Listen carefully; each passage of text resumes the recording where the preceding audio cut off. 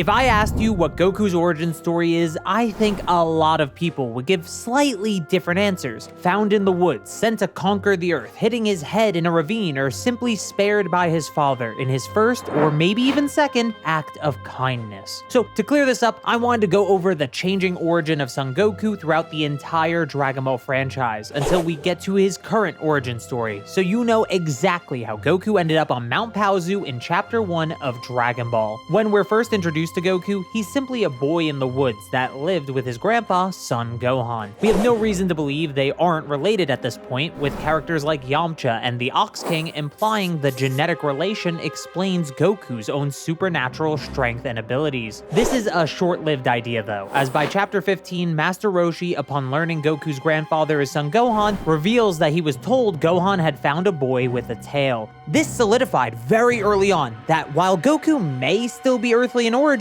his grandpa Gohan was an adoptive parental figure rather than an actual blood relative. Of course, the mystery of who, or more importantly, what Goku is deepens by the end of the arc, as Goku has his first transformation of the entire series, the Ozaru form. At this point, Dragon Ball was simply a mystical adventure rather than any of the science fantasy inspirations it would take later on. So this element of Goku's mysterious transformation is supposed to be taken as something magical and not understood in the world, much like the Dragon Balls themselves, which similarly have their origin expanded to fall into science fantasy as the series continues. It is funny to note that Oolong makes a joking comment, wondering if Goku is an alien. But this is a classic example of Toriyama's unintentional foreshadowing, where he would write something on a whim in a way that it could never be referenced again, while still leaving the door open for him to return to it as a plot point in the future. Look at Goku specifically not taking out all of the Red Ribbon Army soldiers that ran away as a key example of this, as it directly leads to the events of the Cell Saga, with Dragon Ball Super Superhero even showing us Dr. Gero's escape in the intro. Back to Goku though, Oolong may be the first and most referenced person to make a comment about Goku's potential otherworldly origin,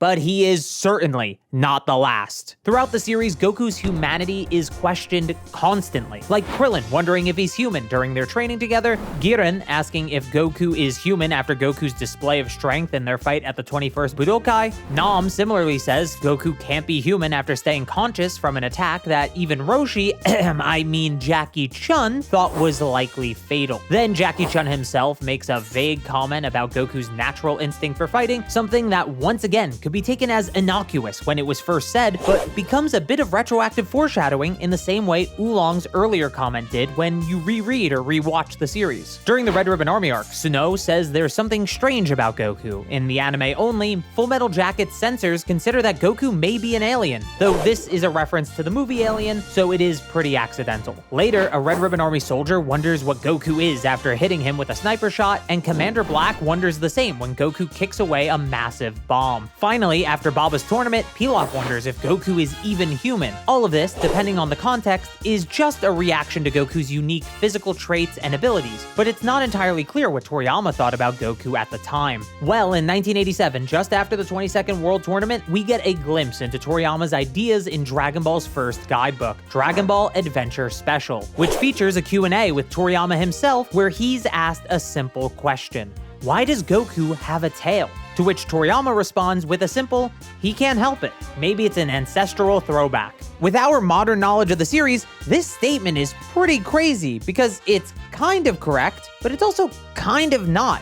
So it's pretty clear that Toriyama didn't want to lock himself down to one specific origin for Goku at this point in time. Shortly after this, Goku fights Demon King Piccolo and says a line so important, I want to use the most accurate translation of it, the anime's English subtitles. This is the exact same dialogue as the Japanese manga, just without the messy Viz translation. In this scene, Piccolo can't believe a mere human could ever compete with his power, and Goku responds with a surprisingly thoughtful realization that his tail might be an indication of him not being human after all. This might be the first time the hints of Goku's otherworldly origins are intentional, and that's even further backed up by a Toriyama interview in Daizenshuu 4, where Toriyama is asked this related question about Piccolo. Speaking of Piccolo, did you think from the beginning of his background as a Namekian alien? And Toriyama responds, of course I didn't think that at all. The Saiyans were like that as well. When I thought up Goku's tail and the Ozaru, I didn't think Goku was an alien or anything. Piccolo either, because I thought that up when God came out. Now, this is a vague time placement in an interview done over half a decade after these events happened in the manga, so it's entirely possible that Toriyama is just giving a vague moment in time. So considering that Goku's line to King Piccolo and him meeting God are only 5 chapters apart, I think it's extremely likely Toriyama was hinting at the idea of aliens in Dragon Ball when he was writing the line about Goku's tail. But either way, we're fully in the alien era at this point, with Kami saying he's not human in his fight with Yamcha, and Yamcha calling him an alien, or even Piccolo and Kami speaking Namekian to each other, a language we'd see again in the Frieza saga. I know these aren't directly about Goku, but it's a good way to show where Toriyama's mind was, even before the Saiyan saga and Dragon Ball Z. But now that we're here, surprise! Goku is an alien, and you may think we're done, but it's actually not that simple. In the Saiyan saga, we find out about Goku's head bump, something that turned Goku from a wild Saiyan baby to a sweet and docile infant. This version of his origin story has him particularly young when landing on Earth, with Raditz only knowing Goku as a newborn baby. And it has Goku being sent to Earth as a representative of the strongest race in the universe to conquer it. Raditz even elaborates that Goku was sent to Earth to practice conquering planets by starting with a weaker world, and would only as a fully grown adult be assigned to the most difficult planets. He also believes Goku should remember a lot of things, like the destruction of Planet Vegeta and Raditz himself, which is pretty weird since Goku is a baby in this version of events, and he would have left Planet Vegeta before it was destroyed regardless. Bro, Raditz is just so funny to me, because if you reread or rewatch the series, you see that his big exposition is just so wrong because of all the retcons that come after it. So wrong that something in his origin story is retconned in the very same arc. Why was Goku sent to Earth? According to Vegeta, Goku was sent to this planet not due to normal Saiyan training procedures, but due to his low-level combat abilities, deeming him too weak for anything besides conquering worlds like Earth. This isn't the last time this origin detail will change though, but for now, we get the big and most contentious piece of Goku's story, Bardock. You see, in the manga, there was no Bardock special. There wasn't even a mention of Bardock outside of Goku being told he looks like his father by Raditz. But the revelation of Frieza being the one who actually destroyed Planet Vegeta instead of a meteor led the anime staff at Toei to conceive the story of Goku's father. Originally, this special had no input from Toriyama, but he did eventually give redesigns for Bardock and his squad. After the special came out, Toriyama praised it and decided to, in his own words, use that setting in the manga, which gave us the famous Frieza flashback of Bardock's sacrifice in the manga when he meets and recognizes Goku. A lot of people get this wrong, so I really want to make it clear. The Bardock special came out in 1990, and the manga chapter featuring him in a small flashback wasn't released until 1991. So at the time of the special's creation and later inclusion to the manga,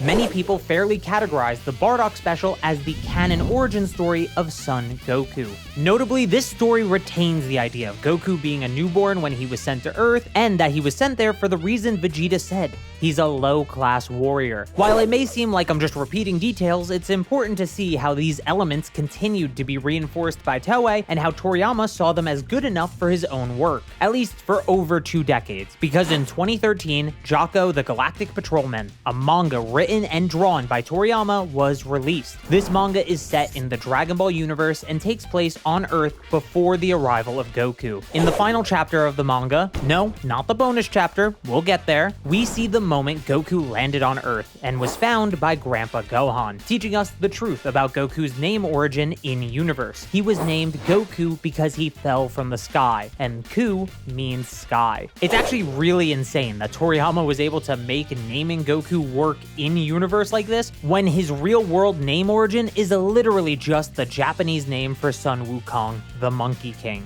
Back in universe though, we also learned that Jocko came to Earth in order to stop an alien from conquering the planet, and we learn later on that the alien he was meant to eliminate was none other than Goku. But luckily, Bulma's sister Tights got mad at Jocko, shoving him off a cliff into the ocean, so he missed the moment Goku's pod landed on Earth. Afterwards, according to Jocko, Goku was sent to Earth because planets with powerless races are assigned to Saiyan children to conquer. Once again, reinforcing the Vegeta and Bardock special reasoning for Goku being sent to Earth, as well as being able to work with Raditz's version of events. Which seems fine, if not great, until 2 years later. In 2015, the volume version of Jocko the Galactic Patrolman would be released, and with it, a bonus chapter, known as Dragon Ball Minus. This was Toriyama's version of Bardock's story, and to say it's different would be an understatement. In this story, we meet Goku's mother, Gine, and we see that Frieza ordered all of the Saiyans back to planet Vegeta a month earlier than its destruction, which is when this story takes place. Not only that, Goku is already 3 years old in this version, which fixes the weirdness of Goku being expected to remember the Saiyans and Raditz, but creates issues with Dragon Ball's timeline because Goku can't possibly know his own age on Earth like he claims to. It actually seems to fix Dragon Ball starting with Goku being 14 years old, but I think Toriyama may have forgotten he retconned Goku's age in the 21st Tenkaichi Budokai, so the fix wasn't actually needed. Bardock is also not as indifferent to his son as he is in the special, but rather an uncharacteristically caring father, at least when it comes to Saiyans. In this story, rather than coincidence and chance leading to Goku's escape from his homeworld's destruction, he's willingly spared by his father's change of heart, which in a way, I actually don't mind, because it means Frieza inadvertently created the Super Saiyan he was at least partially trying to prevent from appearing with the destruction of planet Vegeta. Dragon Ball Minus also has Gine mention that she'll tell Raditz about Goku being sent off, and the chapter skips Bardock's sacrifice, though it would have been nice to see it, or at least have it mentioned, since that is the one part of Bardock's story you can say is certainly canon to the original manga. With all of that, it's undeniable that Dragon Ball Minus is a different and incompatible origin story with what came before. Whether it's for better or for worse depends on who you are and what you want out of a story.